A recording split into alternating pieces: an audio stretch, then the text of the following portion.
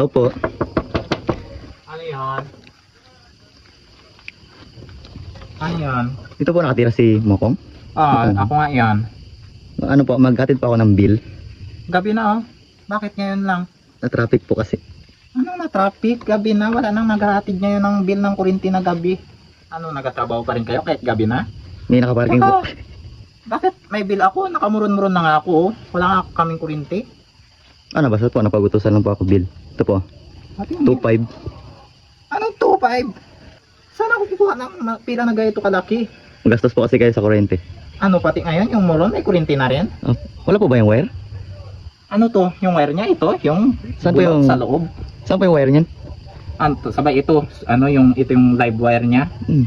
Sabi po, nakasulat po kasi doon. Yo. Scammer ka? Scammer? Wait na doon. Balik doon sa kumpanya. Scammer. Hindi po ako scammer. Scammer. Hindi. Alis.